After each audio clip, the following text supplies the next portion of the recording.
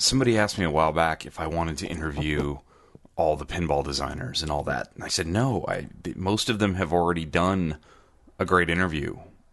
And I don't want to just repeat what's been done. I actually said to them, the person that asked me this, I said, I would like to interview Clay Harrell from Topcast, who did all those interviews. That would be cool. So that's what we're going to do on episode 83 of Coast to Coast Pinball. Let's go.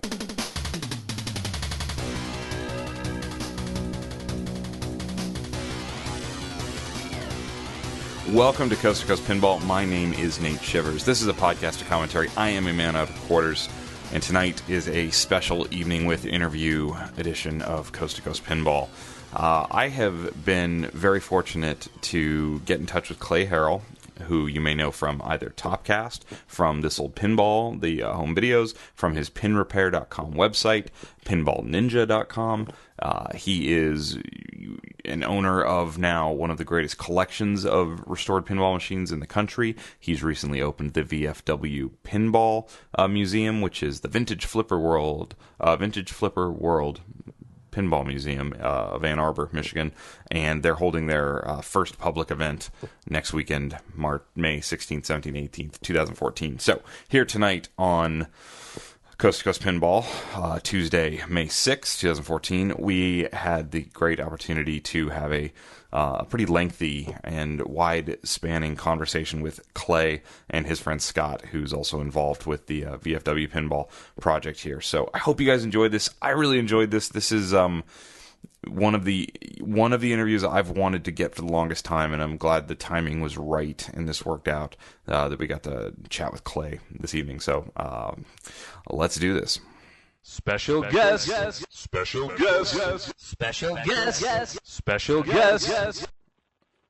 All right, wanted to welcome to Coast Pinball tonight Clay Harrell and his friend Scott, both associated with the Vintage Flipper World, the Ann Arbor Pinball Museum, which is a new project launching and about to have their first public weekend event coming up May 16th, 17th, 18th. So Clay and Scott, thank you guys very much for coming on the show tonight. I appreciate it.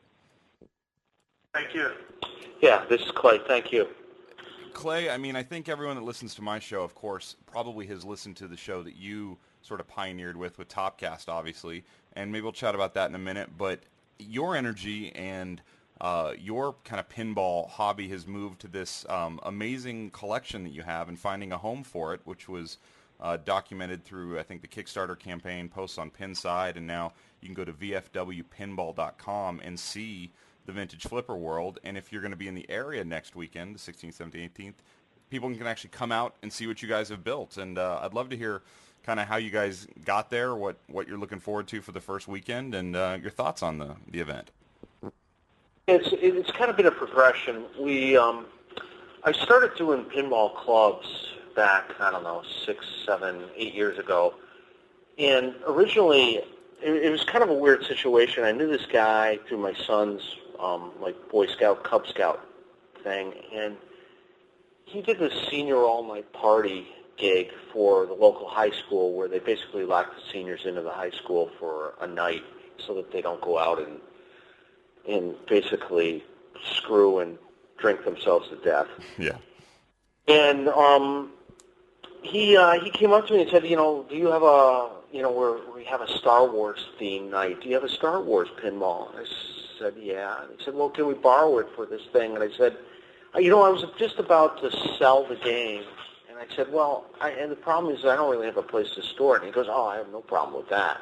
So he brought me down to this drugstore that they've been renting for like $1 a year. And it was 5,500 square foot, and it was just big, giant, empty drugstore, Rite Aid, that they were using as a workshop. They weren't prepared for like 6 months for this gig. It was pretty interesting. They would build all these decorations and sets and try and do a lot of interactive stuff, and they thought that having a pinball machine to follow suit with this Star Wars theme would be great. So I brought the pinball down there, and I saw this huge facility, and I just thought, wow. I always had a storage problem. Yeah. And this was like a drunkard's dream. I mean, it was like 5,500 square foot. They weren't really utilizing it very well. And then I kept on tagging out, so I started helping them with their senior all-night party, building their sets and stuff like that, and I would say, hey, so what do you think about another pinball machine? They're like, fine. So I was, at the time, it was easy to buy games, and they were fairly inexpensive. I was buying stuff left and right and just moving it in there and fixing it up right there. It was like this great storage workshop, well lit, didn't have to pay for any rent, heat, electric, nothing. It was all basically free. And, then we did the senior all-night party, which is like the beginning of June, the first weekend of June, because kids graduate. And then all summer, the place was basically abandoned until October, November-ish. And so we set up this pinball club. I set up this pinball club, and I invited all my buddies over, and we would have basically, pinball events and little tournaments and parties at this place, and we'd do instructional classes and just basically hang out and and play pinball and drink at this drugstore that was basically abandoned the whole summer, and it was great. And I did that for like 2 or 3 years. But see, every year there would be a new set of parents, and they would get, they'd all have different expectations. And that first year it was great. The second year they were less enthusiastic about my enthusiasm for coin-op games. And I mean, it was more than coin-op games. I had ball bowlers in there. At one point, I think I had 3 ball bowlers. Wow. And a shuffle alley and 20 pinballs. I mean, I was starting to take up more and more room. But they got really pissed. I bought a container of games from my buddy Phil in the UK, and I landed them in the end of August. And then, of course, school started the first week of September, and this group of parents was really enthusiastic about getting going early, and I hadn't gotten all the container games sold because, not to deviate too much from your question, but what I used to do was buy containers, and this was actually a half container, so it was 36 games. So 30 of those games I didn't want, but 6 of them, the hope was I'd get the 6 I want for free. Yeah. And sell off the other 30. Well, they walked in to see the facility right when I had those 36 games set up, plus another 40 of my games. So I must have had 75, 80 games set up, and they walked into this drugstore that's supposed to be theirs, and I'd basically taken it over, and they were a little upset about me. So they basically told me to leave.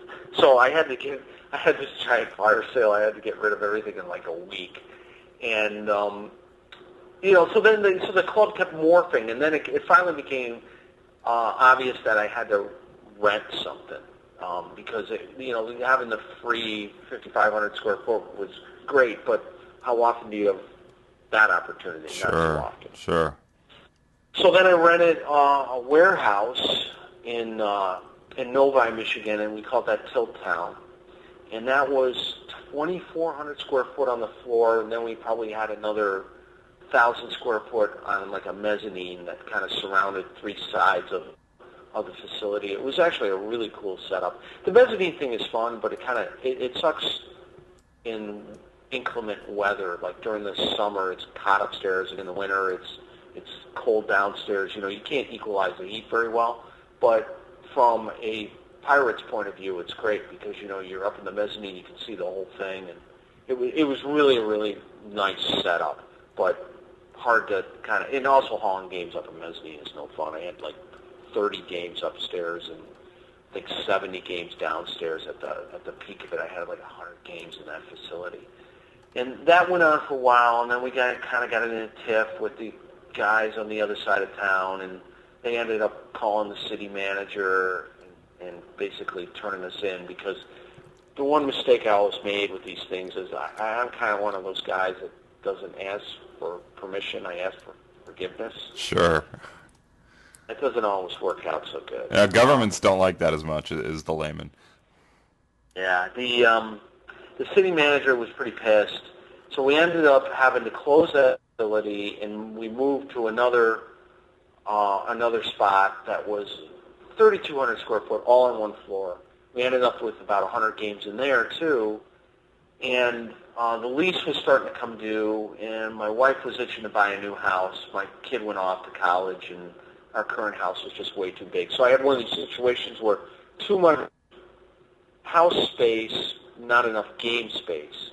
So we ended up buying a new house kind of out in the country on 10 acres, and I was going to put a pole barn up, to put all the games in.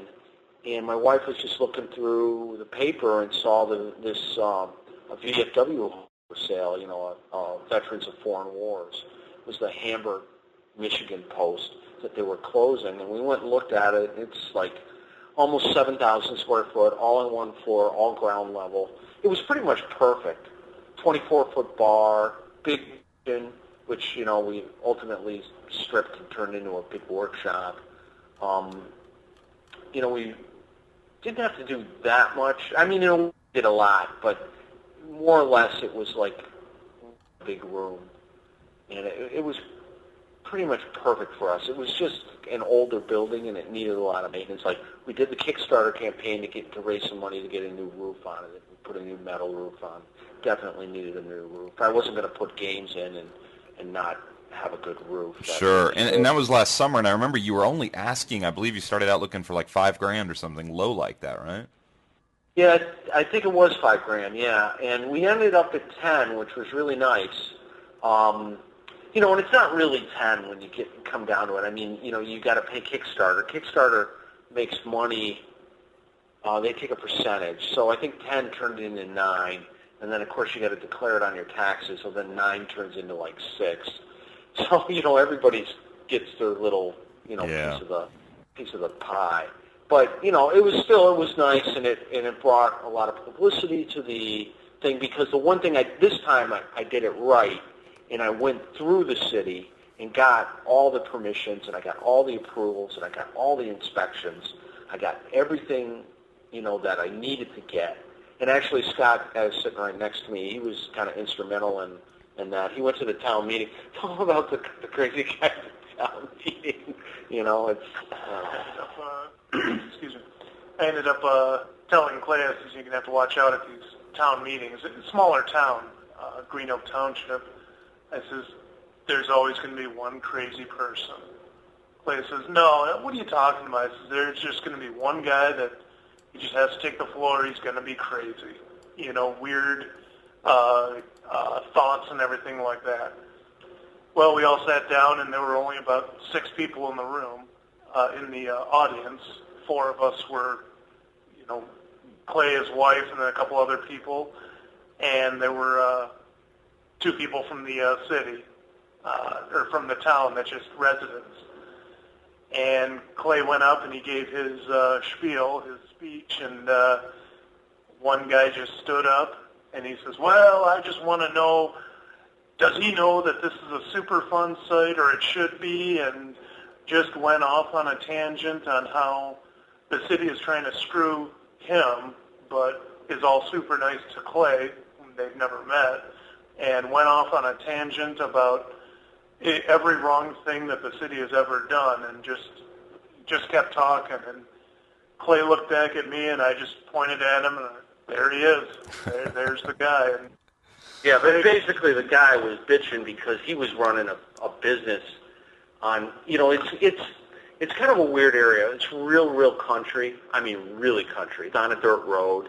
I have an organic farm on 2 sides of me. The third side is just like woods, and then across from me is like an excavation yard, where they do gravel. And he's kind of kitty corner, and he had it was the old town dump like 40 years ago, and he was like forced into doing all this cleanup, and that he thought was unnecessary, and now he can't sell his property, and now the town gives him a hard time because he has a business selling car parts on that thing. It's pretty much a junkyard.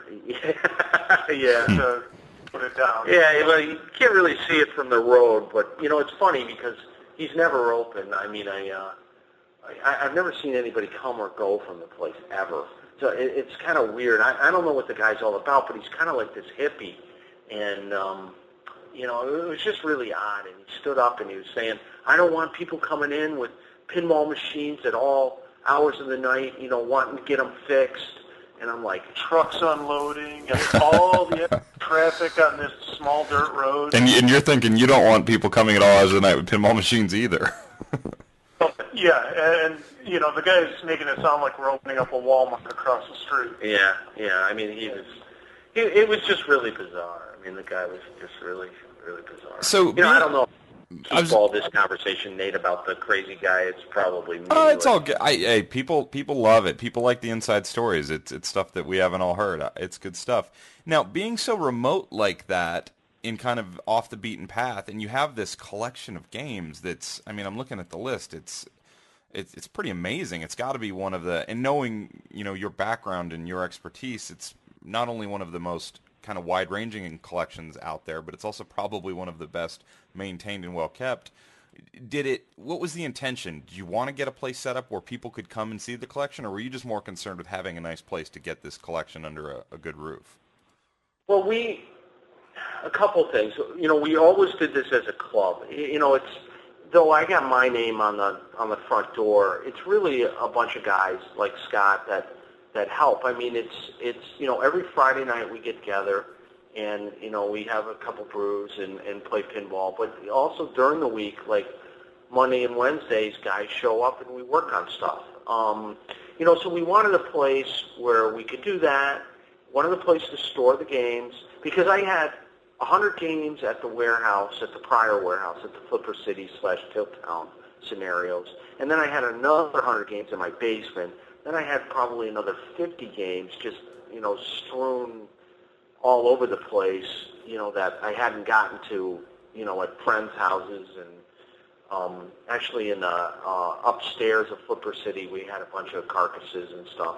So I wanted one central place to put everything and ultimately get all the machines restored and set up. And we're pretty close to that. I think I have we've got over 200 games restored and working at the VFW, and then there's about another 50 in the garage, that mostly EMs that were, kind of on the slow road to getting restored. And, I just needed a place to put it all, but I also wanted to still maintain the club format. I mean, these guys put a lot of heart and soul into this whole project. I mean, it's not just me. It's I'm the ringleader, and they're the guys with the poodles and the rings. Yeah. Jumping through the hoops.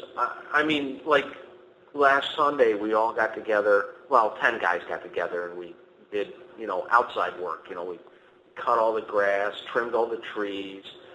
Picked up all the winter debris, shored up some, outside stuff, painted the doors, did just a bunch of stuff. I mean, these guys took, basically a Sunday afternoon that they could have been doing, God knows what, and they came to the VFW and did this largely non-pinball related stuff. Now, provided that I was providing beer, but which is sometimes a motivating factor. It can be, yeah. It can be, but it's not always. It just depends on the individuals. I mean, there's some guys that drink more beer than they do work, and there's other guys that do more work than they drink beer. But, it just kind of depends, but you take what you can get. And, so, I mean, there's a lot of people that, have their heart and soul in this project.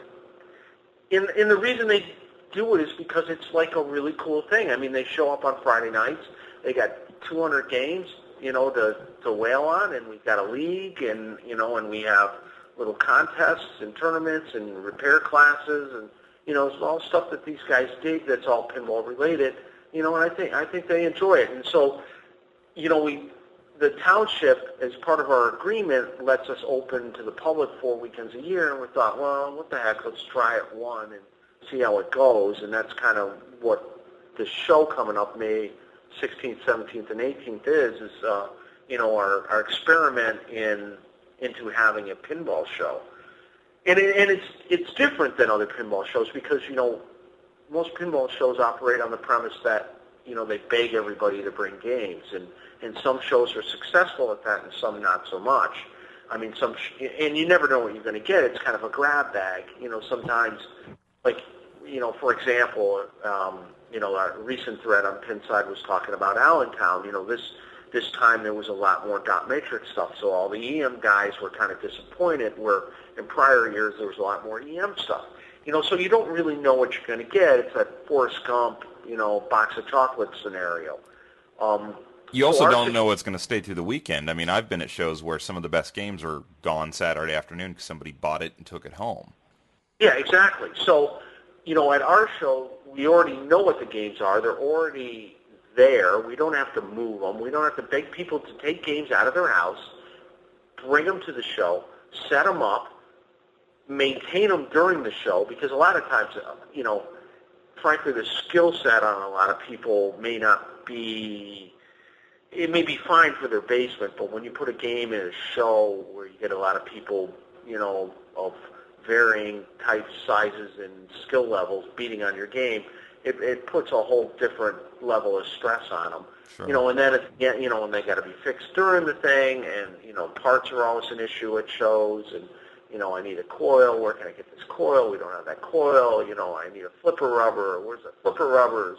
Is Pinball Life there selling the flipper rubbers? No, he's not here yet. You kind of go through this scenario, and we don't. And then you got to tear all the games down, and then you got to bring them home, and then not only do you got to bring them home, you got to get them back in the basement, and then you got to reset them up. It's a lot of work, and so this whole scenario is missing because the games are a permanent fixture. And we go through them like they're going to be operated. Everything all the flippers get rebuilt. With new parts. We don't mess around. We put new stuff in. All coil sleeves get replaced. Everything gets cleaned. Everything gets checked. New rubber, light bulbs, LEDs. Whatever the case may be. We go through the whole scenario. And since I do a lot of pinball repair, I've kind of got a good foundation for what needs to be done to a game to make it reliable. So this helps a lot, and we should, though, we'll know more in 2 weeks, but, the game should make it through well. And if something breaks, we've got a full repair shop, fully outfitted with, like thousands of parts that would make a pinball store jealous. We've got everything. We've got all the tools, and we got the tools in multiples.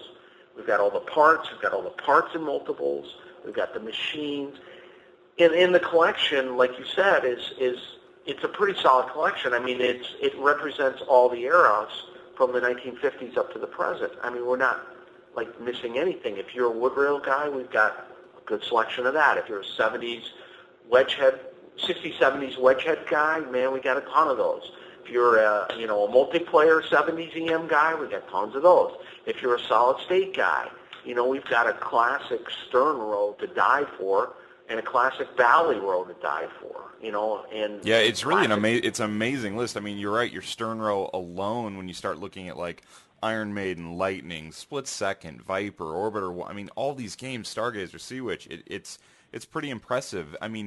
Buying in the amounts of games you've bought over the years, is this sort of your curated kind of, 2 for you, 1 for me type of, is this the best of the best of what you've kind of seen throughout the years come and go?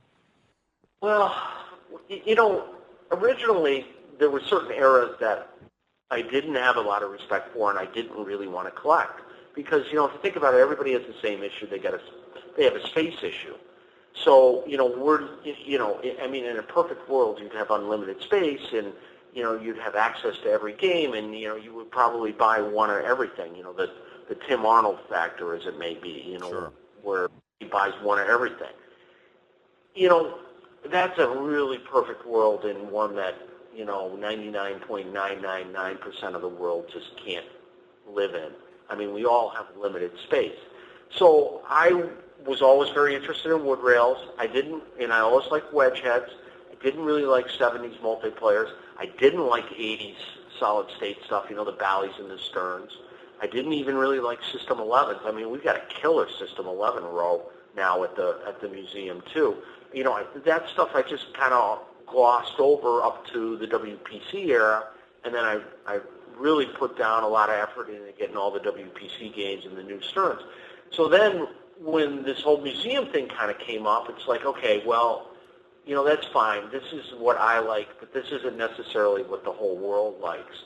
So I had to widen, widen my horizons a bit and, bring in multiplayer 70s EMs, bring in the early solid-state Valleys and Sterns, get the System 11 stuff. And I would just start, basically shopping for these games and talking to people and putting out wanted flyers.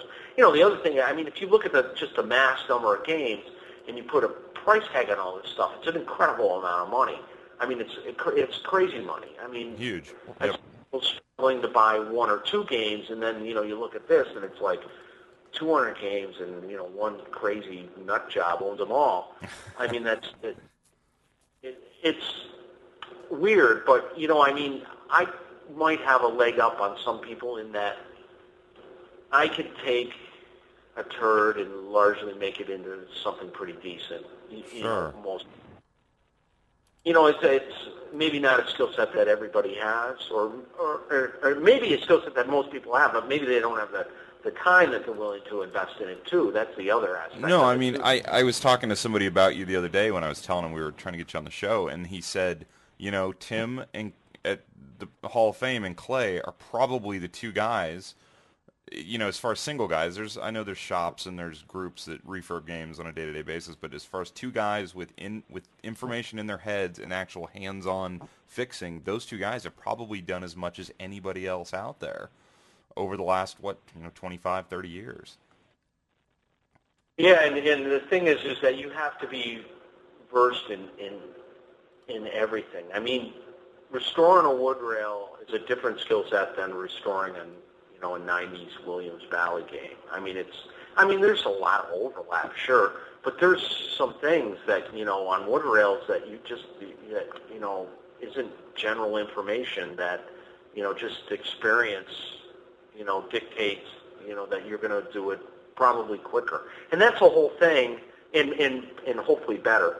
That's the whole thing, is that restoring games takes time, and some people will spend months. How long have you been working on that Addams Family Soldier, Scott? Actually, the taxi. The taxi, right. It sat in my garage, and with the 6-degree weather, I'm not going to go outside and work on it. I'm not going to put the... So you have a space issue, and once you get working on it, it takes you a fair amount of time to get stuff done, right? Yeah, and you hit your limits on, I don't know what's wrong with this. Now I have to start researching it, and I have to, ask Clay or, go on Pinside, start asking questions and wait for an answer, and then I try this, and then I try that. Or he brings me aboard, and then I sit on it for a month. Right. Because I'm busy doing something else. Yeah, so, and that takes, days, weeks, months, and with the crazy winter that we had, I didn't open up my garage the entire winter. I'm not going to go out there in below zero weather and work on it. So for me, my timeline to get a game done is basically 1 week. It needs to be done in a week. If it's taking longer than a week, I'm doing something wrong. Or I bought a real genuine turd. And like that Hellfire and the Party Monsters we just did, that took 3 weeks. And that was a wrestling match. It was everything from the cabinet to the playfield to all the mechanisms, everything, and even the boards. Everything was hacked up on that one, and it took 3 weeks. And to me, that's like way too long. So we need to bring games up to very nice condition, and sometimes that includes clear coating playfields. When I clear coat a playfield, we touch it up, strip it, touch it up, clear coat it. It's done in probably 3 days. Wow. I literally reassembled in 3 days. Wow, that's impressive. Now, let me ask you this. I know pinrepair.com is still up. Are you still documenting every repair you do for Pinball Ninja? No. That project has changed a little. Initially, when Ninja came out, it was an underground site. In that I wasn't advertising it. People did eventually find it.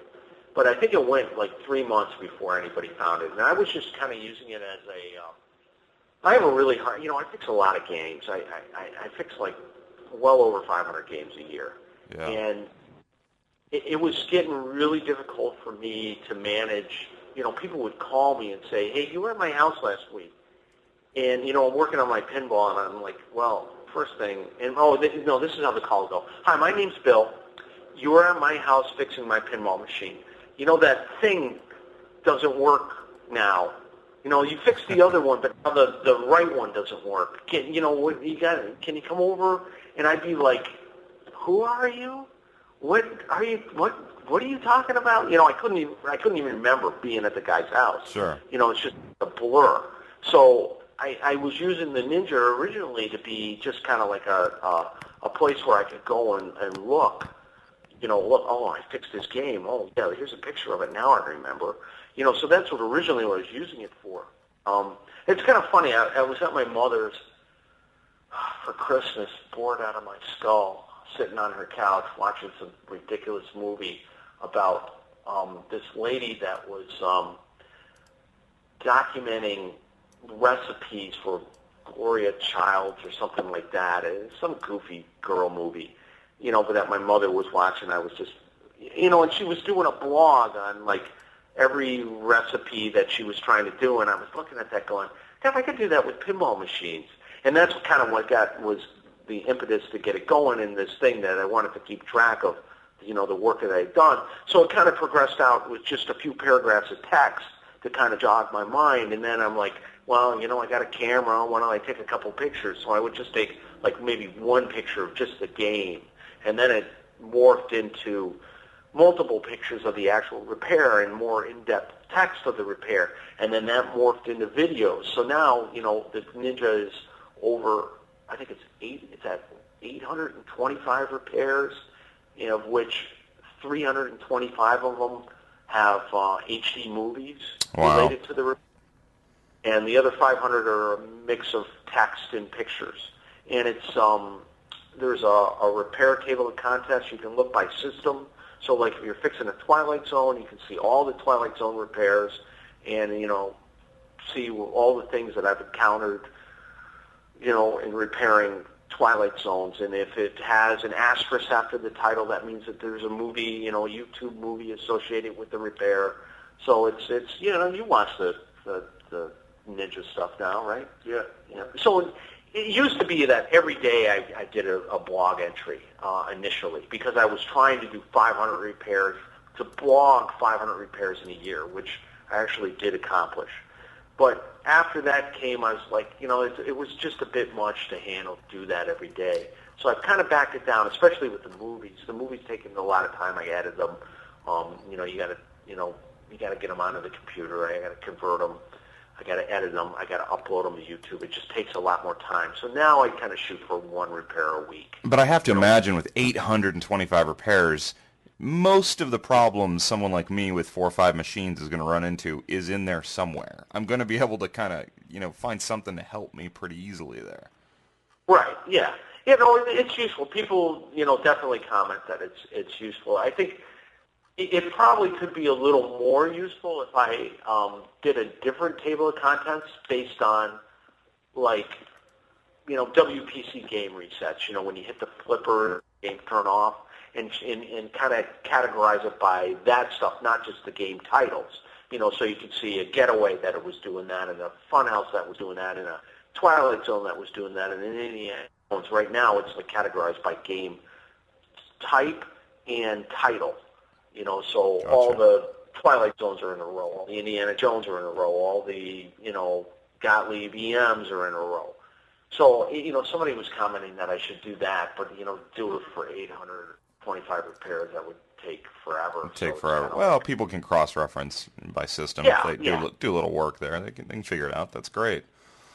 You know, so a lot of people ask, you know, why isn't the Ninja free? It used to be free. It's not free anymore. You know, and I require people to give some sort of a donation to get access. And it largely came out of the whole thing with the pin repair site. When the pin repair site was at its peak, when I had all the repair guides up and that, you know, 99% of the people thought it was great. But there was a certain 1% that were the loudest and most vocal at their expression of hatred for the whole project. And, you know, it just kind of really bothered me that, you know, I was basically doing this work for the 99% fine, that's great, but doing it for these 1% of whiners, it really irritated me. So I thought, with the Ninja Project, how can I weed these people out? And it's really simple. Require some sort of donation. Because if you're a bitcher and a whiner or a hater or whatever label you want to use, you're not going to give me any money. There's just no way that's going to happen. So it just cut all those people out of my life, totally. So the only people that are registered users for Ninja are basically people that have a positive attitude about the project. I don't have any negative people because, the negative people just disappear because they can't get in to see anything. So it's like pretty much the perfect scenario for me. It keeps those people out of my life. It simplifies things. It makes things a lot more pleasant for me. So that's why I require people to do a donation to get Ninja access. I don't think there's anything wrong with that. I think you should be paid for some of that work. I mean, it's a wealth of value there.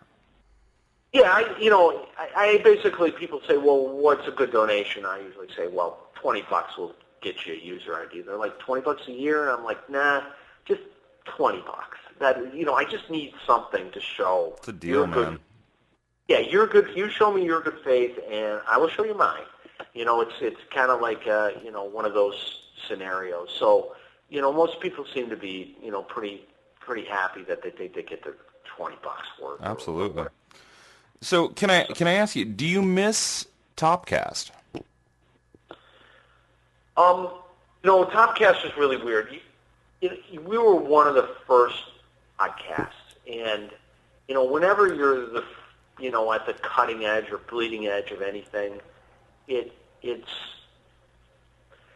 the waves are big and heavy and really salty, and I had this list of people that I wanted to get on podcasts, and I would go through the list, and I would either call and or email the people, and a lot of people were really apprehensive about it because, again, podcasts is a relatively new concept, and these guys also, they just didn't know what to expect of it, and I'm asking them to come on this thing, and they don't really know how it's going to go, and it was difficult to get guests. It really was. I mean, I was constantly, begging guys. I mean, just literally begging people. And, I think I got to, 64, 65 episodes. And in the end, I just couldn't get more people. It was just getting more and more. I'd taken all the low-hanging fruit, I guess is what I'm saying. Yeah. Or even all medium-hanging fruit. Now just the high-hanging fruit and the ladder wasn't really tall enough. And, I mean, there was a lot of guys I wanted to interview, like John Papaduke. There's a perfect example. We did the thing, I did it with Pat Lawler about Pinball 2000 and his experience with that, and Gomez and his experience with Pinball 2000. Well, I wanted to hear Papaduke's version of that. Even Python's version of that whole course of events. I really wanted to get Papaduke on the story. He just wouldn't do it for whatever reason. Now, if I had asked him today, he probably would do it. But back then, since it was kind of a new thing, and I don't think he knew quite how it was going to turn, and maybe he felt that it wasn't going to go well for him. Who knows?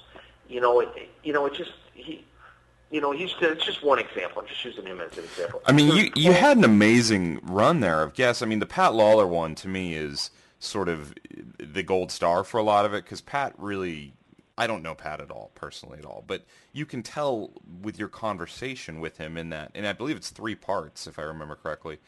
It's really almost, you can't stop listening to this guy who clearly sort of is torn about, even if he wants to talk about some of these things, but he wants to get this off his chest, and it's just really great listening for anybody who's into pinball to hear Pat Lawler kind of give all that up, even though I don't know if that was his natural instinct to do so. Well, he was really tough to get, too. I mean, there were some guys that no problem. They do it, you didn't even have to ask them twice. There were other guys I literally had to beg. I mean, beg. And there were some guys I had to trade stuff. Basically I had to bribe them, to get on the show. It was a lot of work.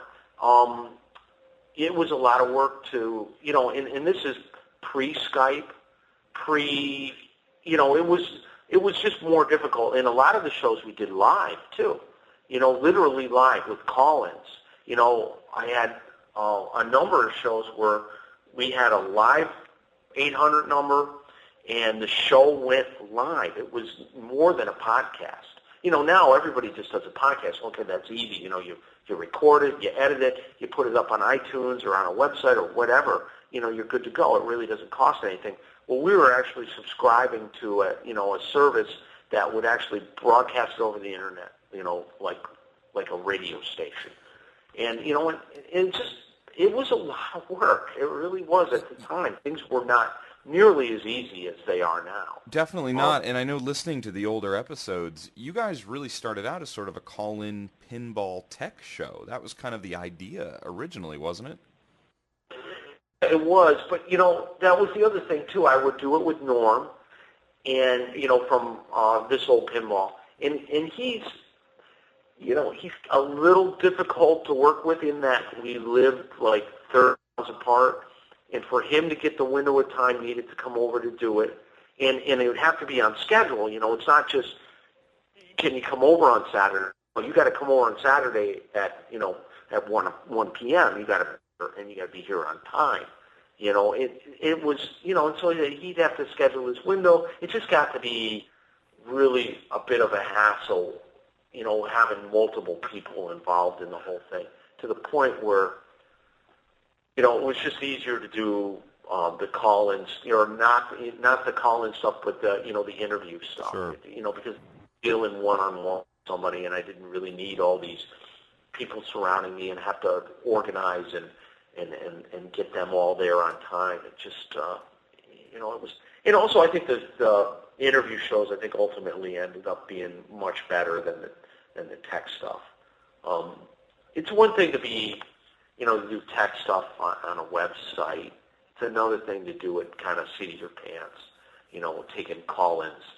It's a whole different skill set. And frankly, it probably didn't go over as well as I would have liked. That's essentially another big reason why we stopped doing it. Well, I know I get emails all the time from listeners who say that they still go back and listen to all your shows front to back, like when they've run out of other, pinball entertainment. So people still very much appreciate those shows, as I do.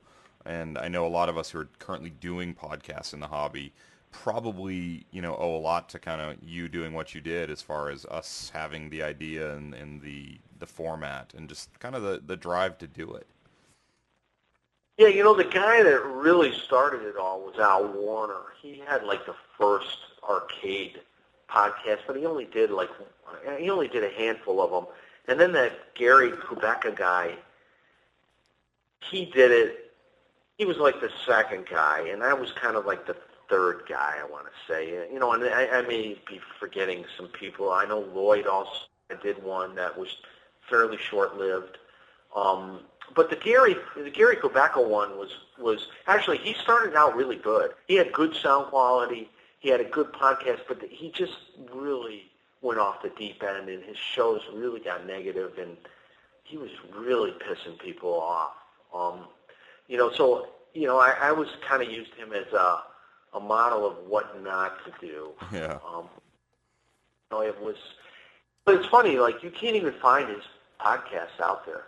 If you try and find them, I think I had them all archived at one time. I don't have them anymore.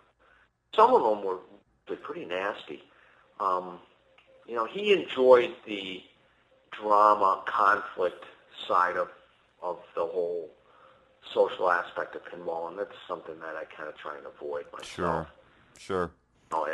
If at all possible. I mean, sometimes you can. Sometimes you get into the middle of it. But for the most part, it's something you generally want to stay out of. Yeah. But, he just waddled in it and loved it. Scott, did you ever listen to any of the Gary Kubeka one? No. Before your time? Way before. Yeah. They were interesting. And he also did them live. He did his shows live, too. It was interesting.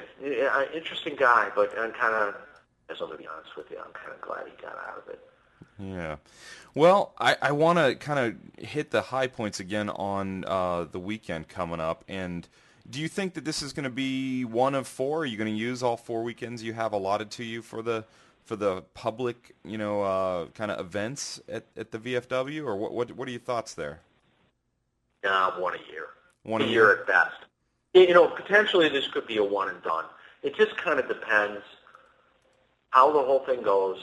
One of the purposes behind this is to raise the operating revenues for the museum for the year. That is really the one of the main things that we're trying to accomplish. Because, everybody kind of has to kick in. And I'm like, I went to them and said, look, if we can pull this show off, we might be able to generate enough revenue from it that, I don't have to ask you guys for anything. This is basically, essentially, you put some work in on this weekend and maybe a little before, a little after, and it's for the rest of the year. Literally, it could, expenses are like the property taxes, and heating and cooling of the pool. Those are the two big ones. Electricity, to some extent, is an expense. Sure. Not that bad, but it's mostly the taxes and the heating. So, if we can cover that stuff and maybe have some left over, expand, the garage or to, add a new whatever or repave the parking lot or whatever, that would be just totally awesome. So if I don't have these guys for anything and, and they all kind of said, great, let's try it because everybody kind of knows how much work this is going to be. I mean, if you run a pinball show, there's, of course, a lot of work just based on the pinball show. But this is another level because, if you're running a show and you're asking people to bring games, like I asked Scott to bring his Addams Family. He brings his Addams Family. He sets it up. He manages it. If it breaks, he's pretty much in charge of it. If it needs a part, he's pretty much in charge of it. When the day's over, he has to tear it down. He has to haul it out of there. A lot is on his shoulders. Well, now none of that is on Scott's shoulders. It's all basically on more or less to some degree on our shoulders or my shoulders. Because the games are there to stay. So, if something breaks, it's our stuff that breaks. Not I can just go there and enjoy the show. Yeah. Exactly. Now, I noticed you guys are going to run your tournaments at this show a little more sort of laid back, and I think the way you worded it was de-emphasizing the tournaments a little bit, but still have them for the fun of it. Right, yeah, okay. So, tournament, that's the one thing that drives me nuts at shows is tournaments. There are all these great games. They're all roped off. You don't have access. If you're not playing in a tournament, you don't have access to them. And you're playing in the tournament. Some of them are, they're gonna obviously cost money. There's gonna be a buy-in in order to play them. And, to me, I don't like that scenario at all. So we came up with a different idea that the games in the tournament will be in the free play area. They'll just be intermixed. They're not roped off. If you want to just come up and play them, they're still on free play. Just press the button and play. But if you want to play in the tournament, put a quarter in the machine. Your quarter is your buy-in. Okay? So now that play is a tournament play. Now, nobody is going to be there policing that. If you got a high score and you didn't put a quarter in and you come up and say, hey, I got a high score, put me down on the tournament, so be it. I am not going to worry about that kind of stuff. To me, that's weight on your shoulders, not mine. Yeah. Will somebody take advantage of the situation? Potentially. But I guess I'm, a trusting type, so, it's not a big deal. And also, what are you going to win in the end? Yeah, okay, so you're going to win maybe a goofy trophy and all the quarters in the coin box? So what? What's that going to be, $10? Yeah. It's just we're not doing this high-pressure type tournament stuff. The other problem, this is kind of my issue with tournaments is that I see a lot of it as a way that some guys manage to get paid to play. They're doing it for the money.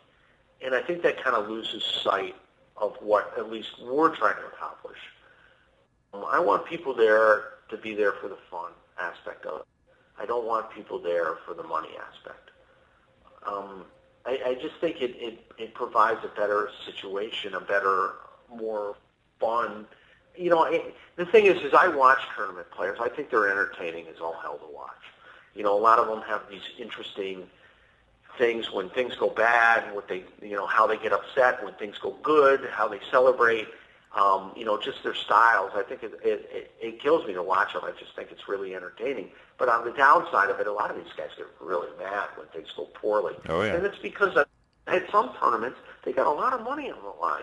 I know, who was I talking to? I was talking to Rob Klotz. He did really well at the Kalamazoo show. And, I asked him, how much did you have to invest? He won like $200. And he was like all giddy about it. And I'm like, okay, but how much did you have to invest in entrance fees to get that $200? And he's like, oh, well, if you add it up, I probably spent $100. Yeah. And I'm like, yeah, you spent $100 to play games with the possibility of winning $200. Wow, that kind of seems, now I can see why some guys get upset. And I just don't want to be in that situation. I don't want to put people in that. I want to avoid that whole thing. Now, I totally get that. I kind of like it. It's definitely more of a focus on the experience of each game, which I appreciate that because I was at a show recently with some of the coolest games in the show being roped off and sort of unavailable for just standard play. You guys are, however, giving away a really awesome door prize on Saturday just for buying a ticket and coming in on the Saturday. You're giving away an actual pinball machine. Right, yeah. We're not giving away $1 million pinball machine. We're giving away the Pawn Stars Valley Odds and Evens, not the actual Pawn Stars one, but the one that was featured in that show that everybody laughed about. We're giving away a fully functional plug-and-play machine. It'll be there for people to actually, it'll be there for play. We're giving that away, and your ticket is your raffle entry, if you want to call it a raffle. It's more like a door prize. You can't buy additional tickets. There's no way to get an additional one. Everybody just gets one, so it's completely fair. It doesn't cost anything additional. It's just, if you bought a ticket for Saturday, you're in. That's awesome. And then just, reach into a hat and pull out a name. Oh, somebody's going to really have a great Saturday. That's going to be very cool. Yeah, it was something that, that one of the members came up with an idea. They thought that was a good idea. Because some shows do give away stuff, and some shows give away pretty expensive machines, but like there's a local show here in Michigan that does that. But, you have to, in order to get into that raffle, you've got to basically spend $50 or $100 to get in, and then you get more tickets if you do this, or you do that, and, it kind of, I think, I get what they're doing. They're trying to encourage people to play in their tournament system, and they're trying to encourage people to, bring games to the show, but we don't need people to do that, so we don't have to steer the whole raffle that way. We can just do it. Look, you came to the show, you're in. That's awesome. all it takes. That's excellent. Well, man, I really wish you guys the best of luck. I tried everything I could do to switch my work around so I could find a way to get out to fly into Detroit and make the drive out. You guys are about 45 minutes, an hour west of Detroit? Yeah, about 45 minutes. About 45 minutes. That's cool. Just north of Ann Arbor. Oh, man, I wish I could be there. I hope this is not a one and done. I really do. It's definitely going to be a learning experience on this one. We'll see how things go. And I'm sure Clay will make decisions, yay or nay, after that. But. Yeah, it just depends. Another good thing about it is because we're in a rural area, there's this large parking. We got a large parking lot that's paved, and we got a large parking lot that's grass. And, I tell people if they want a picnic or tailgate, or heck, they can even pitch a tent and stay overnight on the property.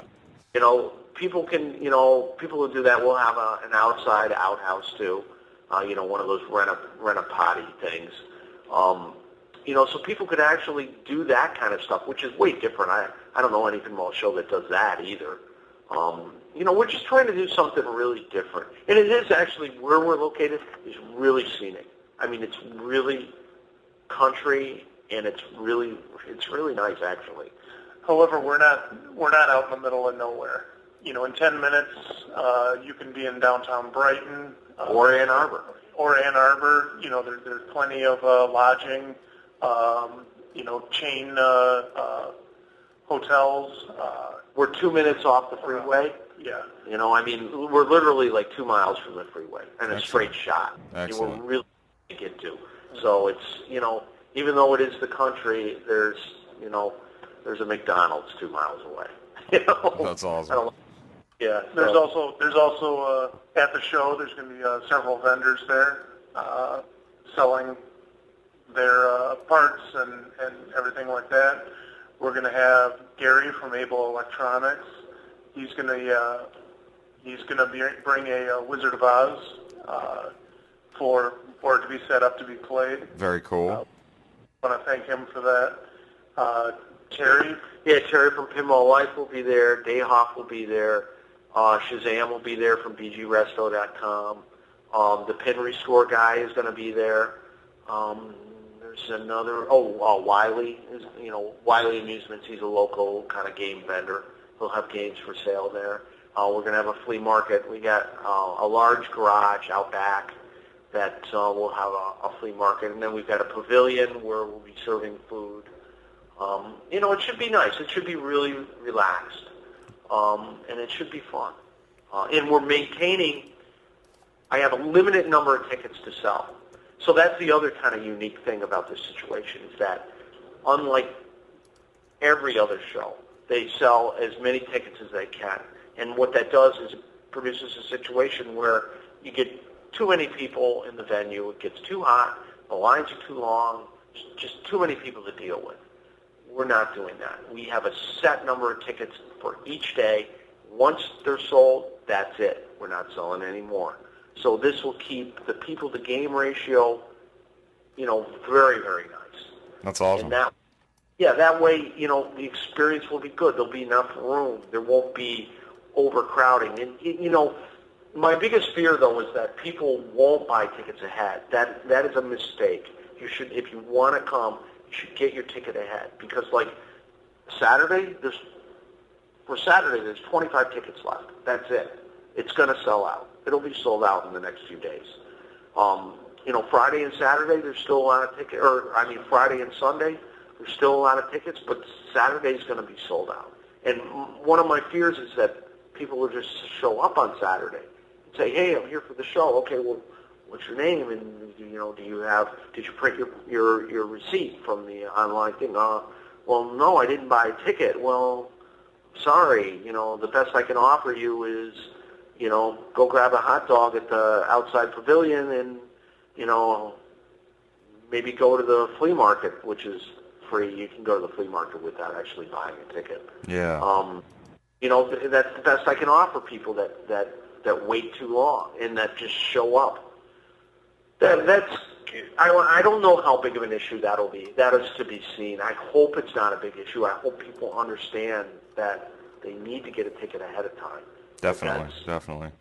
I think that you're going to do very well. I mean, just being able to come and play that many, not only A-list games, more late model stuff, and you even have some of the latest Stern stuff sitting right there, all shiny and LED'd out, I'm sure.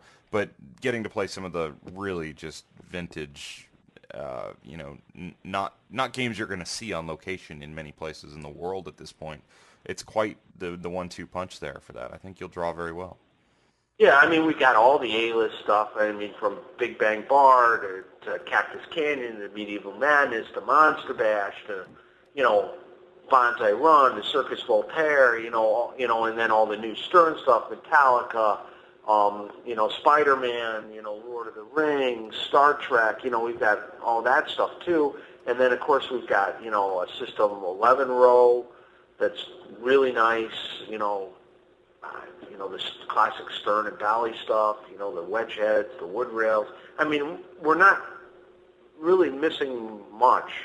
No. My want list of games we're looking for is actually pretty small at this point. And as it is, the games that are going to be there Friday afternoon, all day Saturday, they're also going to be there Sunday at closing time. So right, it's not. That's another problem that shows have is that, like you said, a lot of stuff disappears. Yep. Well, the core 200 games will not change. Those games will be there from first day to last. And one more point I will say about this list is, I've been to some shows that say 150 pinball machines, and yes, there are at some point 150 pinball machines, but there's only 110 unique games there because there's, 4 Twilight Zones and 3 Judge Dredds and whatnot. There's actually 200 different pinball machines set up waiting for you. Right, all unique titles. That's a lot of people kind of. Maybe this is me. I make a comparison to Papa. I constantly do that to myself because, the Papa facility is in Pittsburgh. It's really amazing. But when I walk into Papa, I see, 3 Twilight Zones, 4 Addams Families, 4 Attack from Marses, and to me, it's like, okay, they got 400 games, but they, more than half of them are duplicates. How many unique titles they have? I mean, they do have a lot of unique titles. I'm not putting them down at all. But to me, it's like I would rather have, and I understand why they have duplicates. I mean, they're doing a big tournament thing and they want to have backups of everything.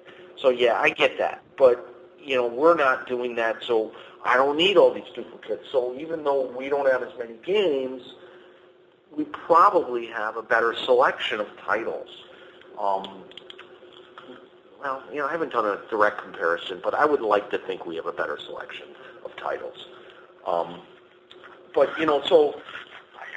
use, again, Papa is the gold standard in, places with a crazy number of pinball machines. So I constantly compare myself to what they do. And they do a lot of things really way better than we could because they have better resources. They have more square footage. They have more money. Frankly, they got a lot more money. So that I'm constantly trying to meet their standard. But I think that maybe we might be a little better off in game titles, possibly. It's an amazing collection. I'm looking forward to getting out there one day. We've talked about it a lot on the show. We're excited you're there, and I think that just after all the things you've done in the industry and in the hobby or whatever we want to call it, this is sort of I think it feels right that you actually have this great place to kind of show off this collection and your work on these games. I think it's really special, and I hope people get out there and see it, and I hope you get to do this, every year. I hope it becomes an event for you. Yeah, and like I said, we're really trying to make it special. The other thing that's really cool about the venue that a lot of venues don't have is that we have a lot of the feel of the place. I am kind of a neon junkie. There's a lot of neon in there. I mean, so when you go to a converted convention center or converted hotel to temporary pinball, mecca, the environment isn't necessarily quite like you'd like.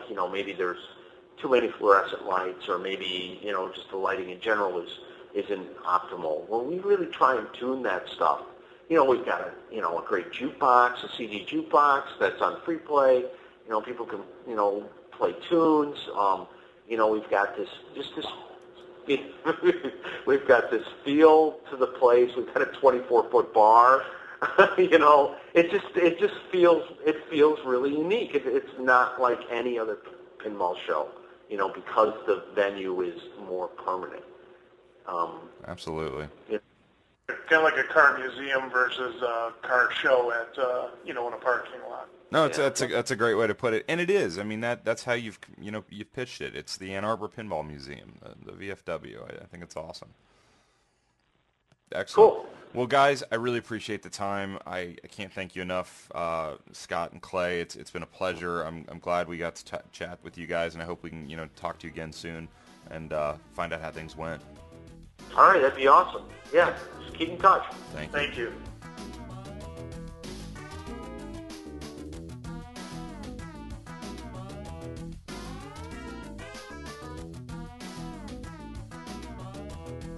Well, there you have it. That was a lot of fun to spend some time with Clay and his buddy Scott there. I really do appreciate them taking so much time out of their evening to come on to Coast to Coast Pinball. So that's going to be episode 83 of Coast to Coast Pinball.